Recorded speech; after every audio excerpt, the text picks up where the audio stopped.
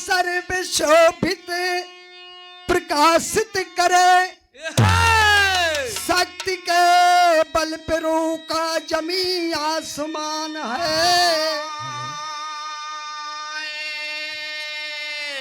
शक्ति है जिसके दिल में भक्ति सुनो, साधु सदगुरु साधु संतों का सतगुरु से पहचान है।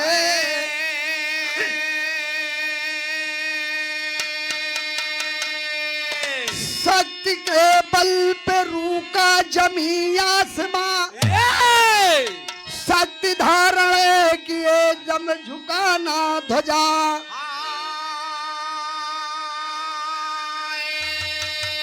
अरे सभी साधु संत द्वारे पे भोजन किए, शोकित पांचों सुमन जब न घंटा बजा।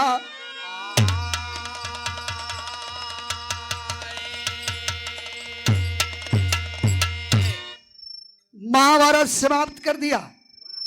गाड़ीधारी अर्जुन पांचों पांडवों ने समाप्त करने के बाद पांचों पांडव एक दिन विराजमान है।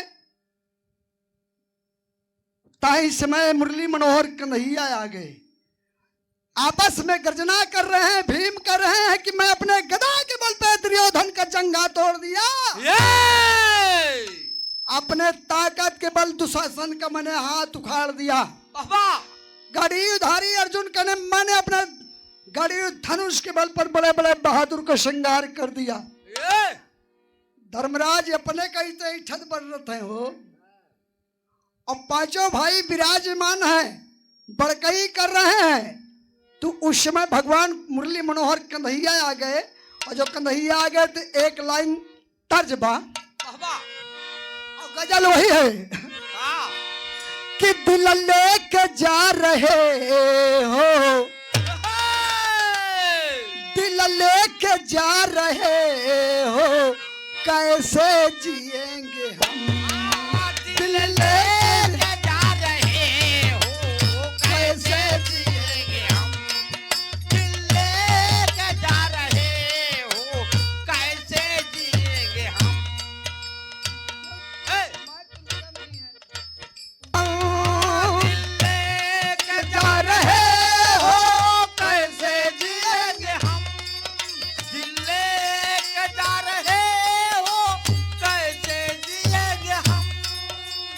कैसे जिएंगे हम, हाय कैसे जिएंगे हम, पिंजरा बनेंगे आप तो तोता बनेंगे। हाँ पिंजरा बनेंगे गुरु के लिए, ओ पिंजरा बनेंगे आप तो तोता बनेंगे। हाँ पिंजरा बनेंगे आप तो तोता बनेंगे हम। एक लाइन और गुरुजी लिए है का कि पिंजरा बनेंगे आप तो हर तोता बनेंगे हम, हर पिंजरे में बंद करके, पिंजरे में बंद करके मोती चुंगेंगे हम, पिंजरे में बंद करके मोती चुनेंगे हम, ओ पिंजरे में बंद करके मोती चुनेंगे हम। यह मैं बात में कहना है, भगवान कन्हैया विराजमान है, और तब तक में इनके जब ऐसे ऐसे बात करत रहे कुछ शांति भय, जब कुछ शांति भय तो यह में मुरली मनोहर कन्हैया अपने माया घुमा दिए, और माया घुमा दी भैलन का कि माया से अपने सांवरो, माया में अपने सांवरो सबको नचा रहे, माया में अपने सांवरो सबको नचा रहे, माया में अपने सांवरो सबको नचा रहे, माया में अपने सांवरो सबको नचा रहे, माया मैं अपने सांवरो सबको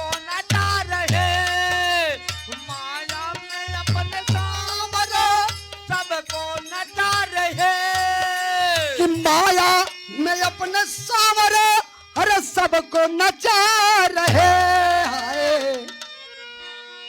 माया में अपने सांवरे सबको नचा रहे, अरे खुद ही तमाशा देखते, खुद ही तमाशा देखते सबको दिखा रहे, खुद ही तमाशा देखते सबको दिखा रहे, खुद ही तमाशा देखते सबको दिखा रहे।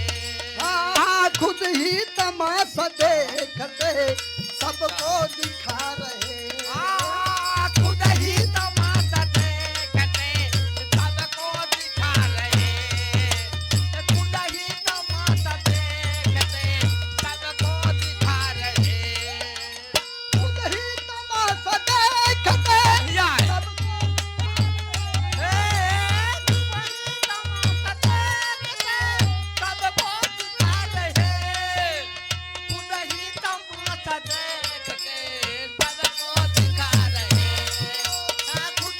तमाशा देखते कहना है। गिद्दिया के शुरुआत बा, अरे रा ला ला ला लार लार लार ला ला ला ला ला ला ला ला लार लार।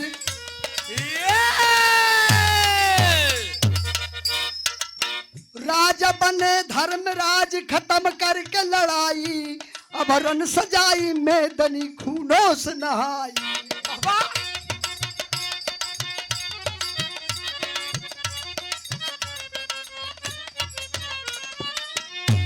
सपना अनेक को देखते, सपना अनेक को देखते सोते ही रात में, सपना अनेक को देखते सोते ही रात में, विचार किए पांडव भाई के बात में।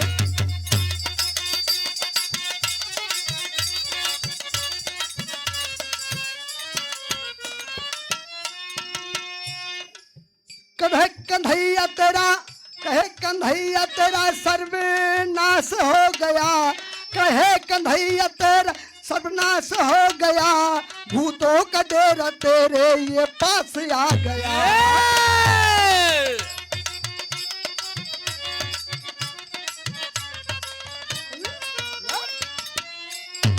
भगवान हरे हरे बसावा कटावल न हो, उहे राउर जोगिया हरे हरे बसावा कटावल न हो, भयान हर जोगिया हरे हरे बसावा कटावल न रे, भयान हर जोगिया भयान हर जोगिया भयान हर जोगिया हरे हरे बसावा कटावल न हो, भयान हर जोगिया हरे हरे बसावा कटावल न हो, भयान हर जोगिया। लेकिन यह गिद्दिया के कुछ लोग बढ़ाए चढ़ाए के गाँव हैं। कैसे भैया? कहाँ टंगिया से, हाँ हाँ हाँ टंगिया से, अरे टंगिया से टावल न हो नंदी भौजैया।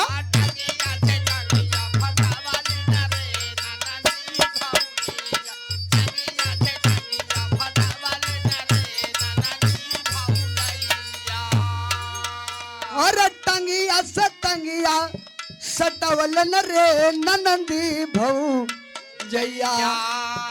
कहाँ बिचवा में अरे बिचवा में डाई के हिलवल न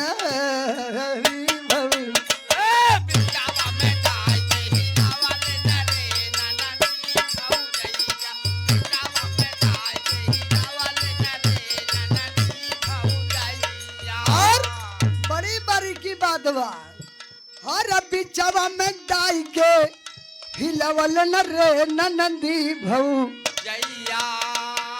अरे नीचवा कहाँ नीचवा, हाय हाय नीचवा, अरे नीचवा सफेद गिरावल न रे नंदी भौजैया।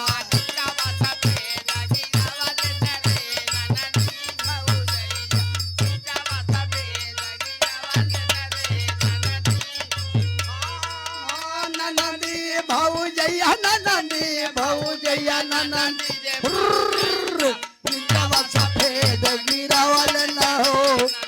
सही हो।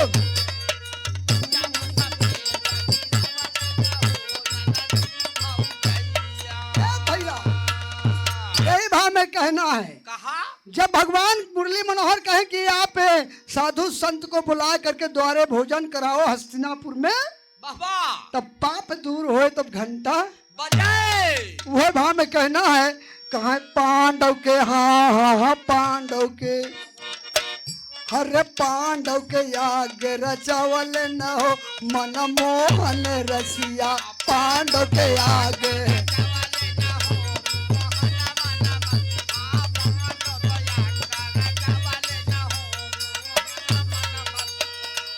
लेकिन सगल नेता भेजा दिए, हर धारा से अंतरा में कहना है, हाँ हर धारा से आकाश तक फैली जब खबरिया, आकाश तक फैली जब खबरिया, धारा से आकाश तक फैली जब खबरिया,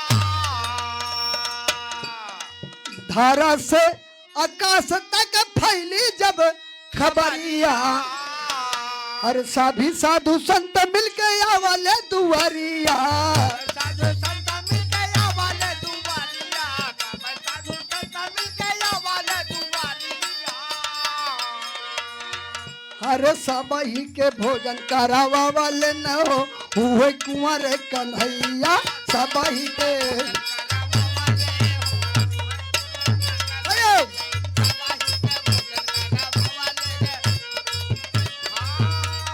कुंवर कन्हैया, कन्हैया है कुंवर रे, सबही के भोजन करावा वाले न हो हुए।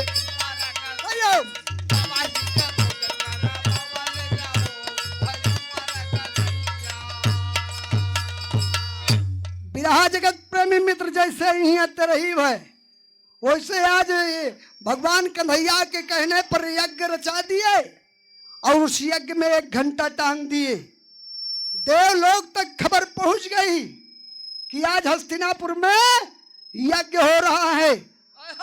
गाड़ीधारी अर्जुन धर्मराज भीम सब मिल करके भोजन करा रहे हैं, जेमे के गुआकारी कन्हैया है। ए भैया सभी साधु संत मिलके जितना राजा महाराजा प्रजा रहे सब बा करके द्वारे पे भोजन कर लिए। और जब भोजन कर करके लोग जाए लगे गुरुजी, लेकिन घंटा बजाते नहीं। जब घंटा नहीं बजाते तो पांडव बड़े विचार में मिला कि घंटा काहे नहीं बज रहा है। तो एक लाइन तर्ज लगल भैया, पांडव जा करके भगवान कन्हैया से कहलन का तर्ज वही है कि है हाँ अरे हे बूढ़ा जुल्फी कटाइला, नईकी गावत है लेकिन पुरनकी है। कहे गमने अरे गमन की रात दुखदाई माँ, गमन की रात दुखदाई माँ, अब हिले न बोल, गमन की रात दुखदाई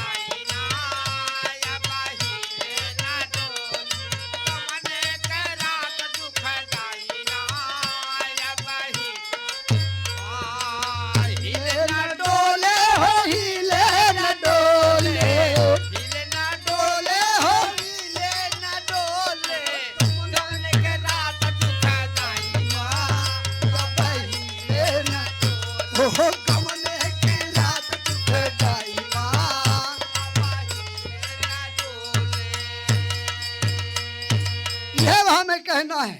पांडव जा करके भगवान कन्हैया से कह रहे हैं और कहलन कहा अरे घंटा गगन में अधुराई हो,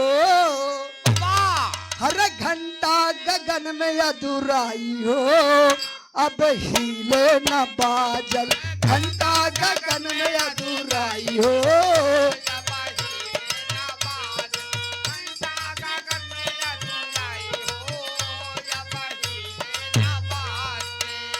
अरे हिले न बाजल हो, हिले न बाजल, हिले न बाजे हो, हिले न बाजे, घंटा गगन में अधुराई हो, बाबा हिले न बाजे, घंटा गगन में अधुराई हो, बाबा हिले न बाजे। क्या कारण है कि भोजन करके सब लोग जा रहे हैं, लेकिन घंटा एक को बजा ना ना हा। वही भगवान कन्हैया कलन का अरे ख्याल करा पांडव भयल भूल भारी और हंस के कन्हैया तब बोले मुरारी। ख्याल करा पांडव भयल भूल भारी हंसते कन्हैया तब बोले मुरार। हाँ याद कर पंडो भयल भूल भारी हंस के कन्हैया तब। बोले अधूरारी। भगवान कन्हैया कहलन कि कहीं न कहीं तुमसे गलती भाई, इसलिए घंटा नहीं बजा। कहें क्या गलती?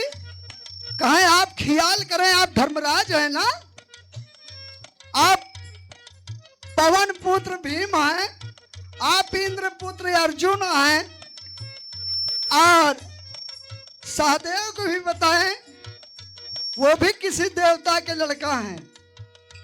बाबूजी कहें जब देवताओं के तुम्हारे ऊपर वास है तो ख्याल करिए कि कहां से आपका भूल भई। हाय हाय कहें हमके नहीं पता। भगवान कन्हैया संकेत कलन की बतावा, शगल तो न्योता भेजा दिया, लेकिन तोरे नगरी में एक सुपच जौन ऋषि बा, हाय हाय भगवान के भक्त बा, ओके न्योता दिया।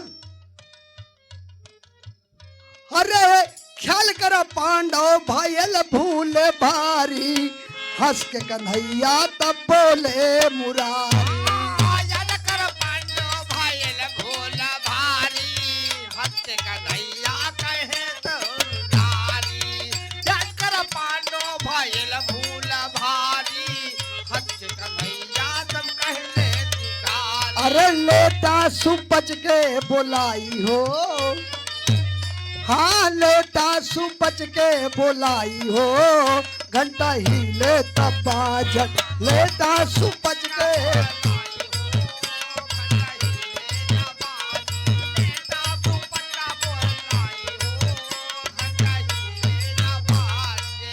भैया भगवान कन्हैया बता दिए कि सबका भोजन कराने से कौनो मतलब है नहीं आए। और तब तक मैं ये निहुरा पहुंच गया।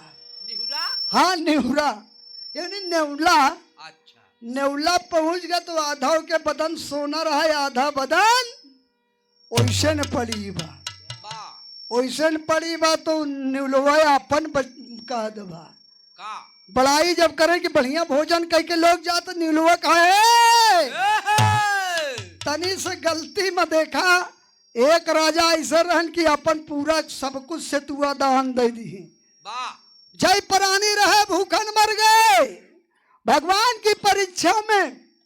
और हम पतरी दोना चाट लिए तो आधी बदन हमार सोना जैसे हो गए, आधी अब हमार चांदी। आई ई पांडवन के चक्कर में। हाँ वाह न्यूलवा बतावत बा, तब तक पांडव कहे हमें तना बेकार रही, न्यूलव से ज्यादा भगवान कन्हैया कले सारा कहे हाँ पहले जौन करत हा जा सुपच ऋषि के बुलाई के भोजन करावा, और शायद आज तब तो से घंटा बजिन जाए सब लोग के। हाँ जैसे तेरे ही लोग काहे करत हूँ, तेरे ही इसलिए करते हैं कि चार बिरादर द्वारे पे भोजन करी हैं और कुछ ना कुछ अच्छी अच्छी बात कही है। वो अच्छी बात जहाँ पंच है तहाँ परमेश्वर है दोस्तों, वाह और जहाँ पंच है तहाँ परमेश्वर है। जब परमेश्वर है अच्छी बात कही है तो जहाँ आत्मा उनके भटकत हुई, उनके आत्मा का शांति मिले, फिर मानव के तन मिलेगा। ऐसा कोई बात गलत है नहीं है। ए भैया बात वही जगह क्या है, कहा सबका न्योता दा दिया, लेकिन सुपच ऋषि का दी है कि नहीं कहा हाँ बात तो कहे, लेकिन बुलावे के जाए, बुलावे के जाए। अर्जुन खड़े हैं, कहे अर्जुन तुम जाओगे, तुमको घमंड है ना अपने धनुष पे गाड़ी पे। कहे नहीं जैसे भैया के डर हो। तब तक मैं कहा जैसे भैया धर्मराज के डर हो, तो भीम कहे हम जा बुलावे। हाय हाय हाय अहंकार से भीम कह दिया कि हम जाएंगे बुलाने के लिए। कहे जाओ तुम बुला लाओ।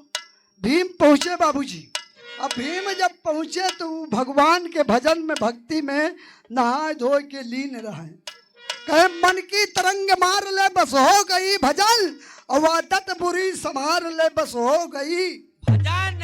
आज वो महात्मा जी बैठे हैं और भीम पहुंचे। कहे महाराज हाँ आप हम लोग से हमारे भैया से भूल भय और आप का भोजन नहीं कराएं। आप महाराज हैं, आप चल के द्वारे पर भोजन कर लें। बार बार विनती करने पे महात्मा संत मिलन को जाइए, तज ममता अभिमान जो जो पग आगे धरे कोटिन यज्ञ समान। ए बाबू उस वक्त समझ गए कि भीम के अंदर अहंकार भरा है, ये पांडवों के अंदर अहंकार भरा है। वो महात्मा कलन की है भीम तू ही ऐसे बहादुर रहा, तू ही बोला हुआ है। कहे अरे महाराज हाँ हम आपका भोजन करावे बड़े बुलावे आया है। कहे बच्चा ये सुमिरनी उठा ला। देखा मैंने 20 मिनट के समय लिया। कहा ये सुमिरनी उठा ला, कंठी माला जहां से शुरू हो तो वह माला तुलसीदास वाला 108 माला। कहे का उठा ला, चला हम चली। जैसन भीम खूंटी से मलबा उठावत हैं ऐसे धंसे चले जाते हैं जमीन में, धंसे चले जाते हैं जमीन में। तब तक मैं भीम चिल्लाए पड़े, अरे कहे बाबा ओ महात्मा जी ये माला हमारे बस के बात नहीं कहे या तुम्हारे माला बस के बात नहीं है तो कैसे तुम दुर्योधन के जंगा तोड़ दिया। एमे सब कृपा प्रभु की है और सच्चे मन से प्रभु का नाम ले लो। ये माला नहीं, पता नहीं आपके साथे क्या चला जाएगा। महात्मा जी ज्ञान दिए भीम को और तब तक मैं सुमिरनी लई के महात्मा जी आगे आगे भीम पीछे महात्मा। भीम को उसी दिन ज्ञान हो गया कि अहंकार ही जीवन की सबसे नाजुक चीज है। आय हाय। और बाबूजी वहां जब पहुंचे द्रौपदी बढ़िया बढ़िया भोजन बनाए की और सब लोग भोजन कर चुके। द्रौपदी बढ़िया बढ़िया भोजन बनाए के महात्मा जी के देख के कैलन का एक लाइन ताज लगल भैया ताज होई बा माताएं बहने गावत बा चढ़ बढ़ के एक पर्दा ले ला हाँ अरे हमारे पाँव जे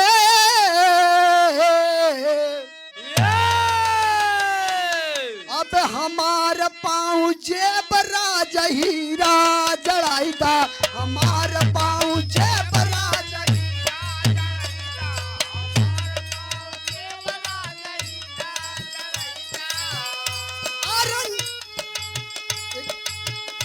क्या राज है यही से अरे नथिया के नग पे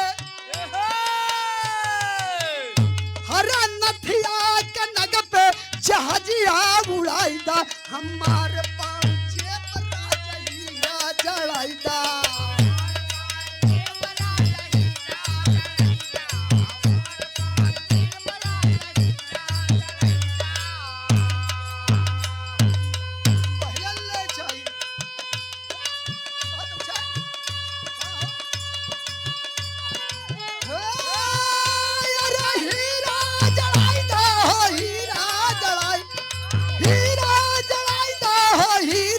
जड़ाईदा हमारे पाँव जेब राजा हीरा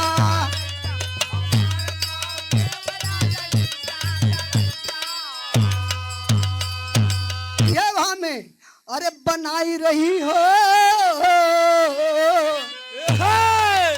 अरे बनाई रही हो द्रौपदी रानी भोजनवा बनाई रही हो द्रौपदी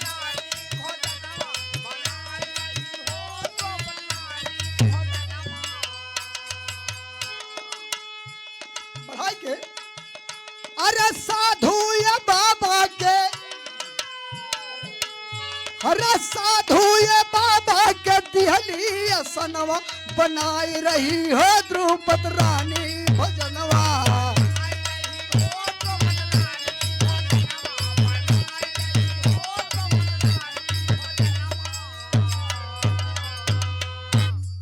अच्छा अच्छा अच्छा भोजन द्रौपदी बनावे और सुपत ऋषि का अपने हाथे खियावे।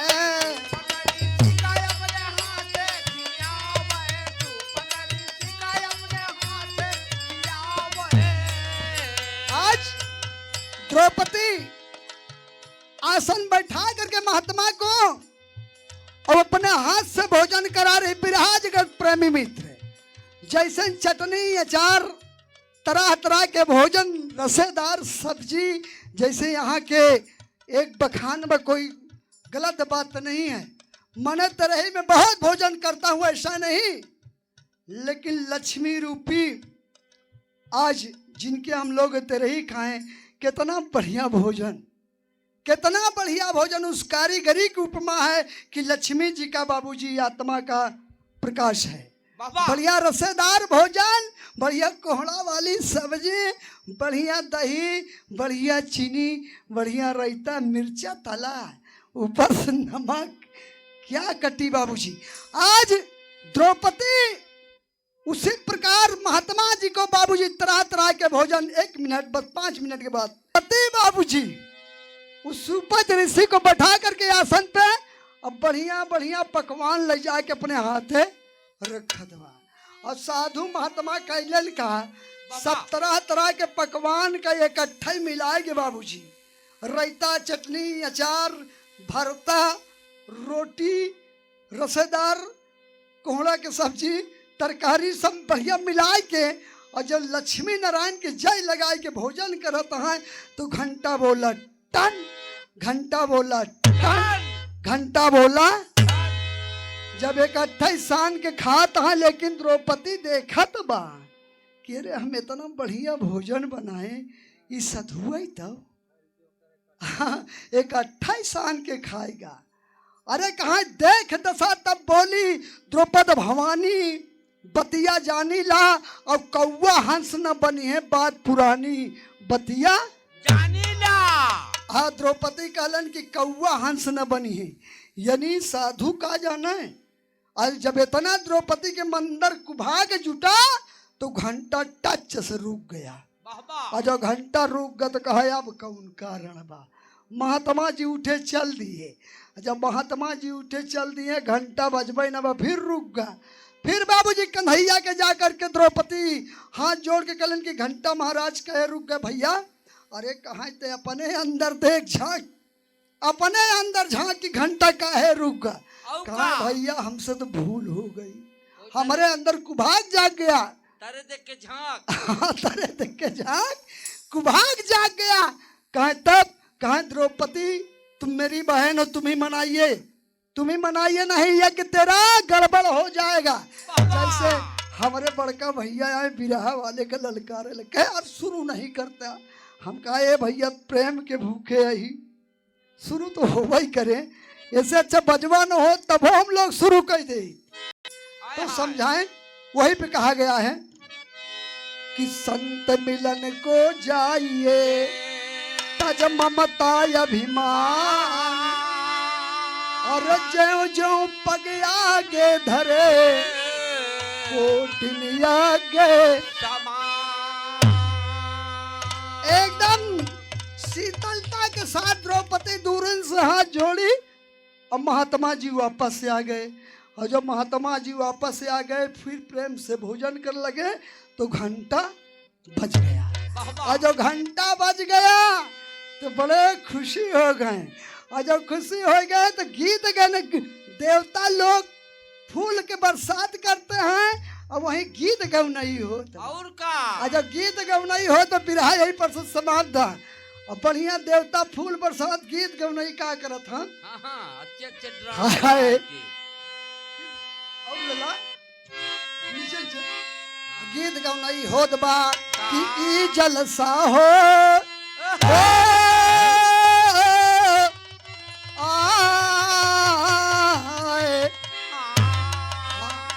अरे ई जलसा हो निकला गए दुआरे पर, ई जलसा हो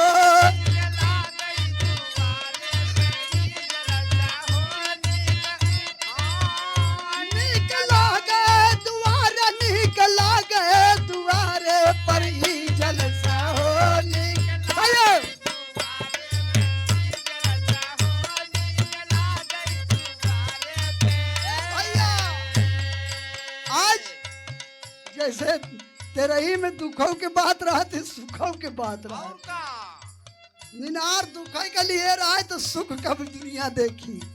ए बाबू आज हस्तिनापुर में खुशहाली बज रही है। बाबा द्रौपदी कहा दबा का कहा थी? अरे ससुरु कहीं हथिया चढ़े मोरा ससुरु जिया वे। हथिया चढ़े मोरा ससुरु जिया मैं, हथिया चढ़े मोरा ससुरु जिया मैं। अरे अरे हथिया कहीं हथिया चढ़े मोरा ससुरु जिया वे। हाय हाय अरे ई हथिया कहाँ ई हथिया हो झुमतिया वे दुआरे पर ई हथिया हो।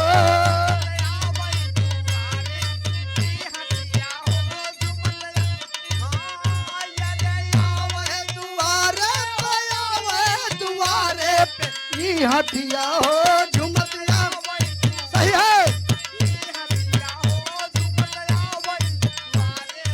लेकिन आज गीत गम नहीं हो रही है मास्टर। और देखें दीदी बहनी अरे ना और बढ़िया मिला के गई है। एक जने के दुल्हा सिपाही रहलन यानी मझिलकवा के दुल्हा सिपाही रहलन। 3-4 भाई रहे तो बाबूजी कहीं जेठवा चढ़े घोड़वा। सिपाही पहले घोड़ा से चढ़त रहे ना गुरुजी। आज यही फिटफिटिया पावत है नहीं पैदल चलाए और कोड़ा और डंडा। पहले पिस्तौलों नहीं रही फिटफिटिया कोड़ा डंडा रहा है।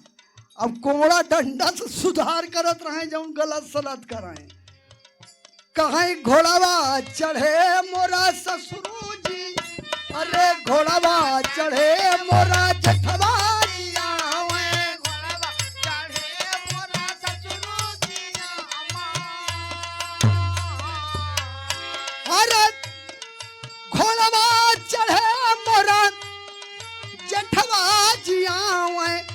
घोड़वा हो नचत आवे दुआरे पर ई घोड़वा हो नचत आवे।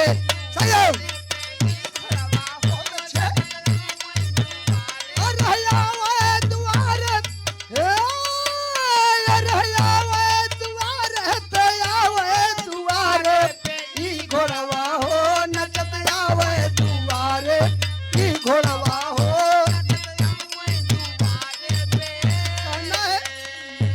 आखिरी में अरे बसिया बजते बंसी के शौकीन रहे छोटकू। अरे बसिया बजता मोरा देवरू जिया मैं बसिया बजावत मोरा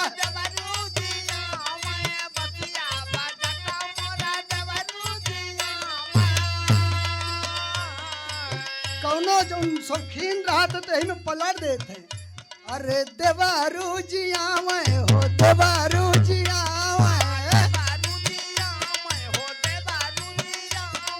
बसिया बजता मोरा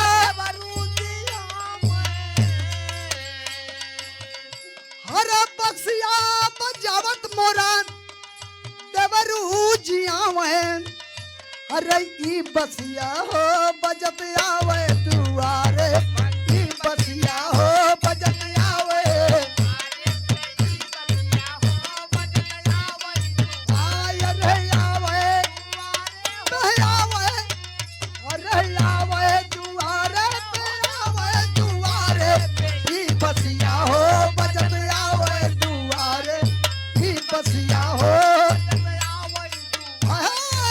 जलसा हो निकल आवे दुआरे ई जलसा हो निकल आवे। हाँ ई जलसा हो निकल अरे दुआरे।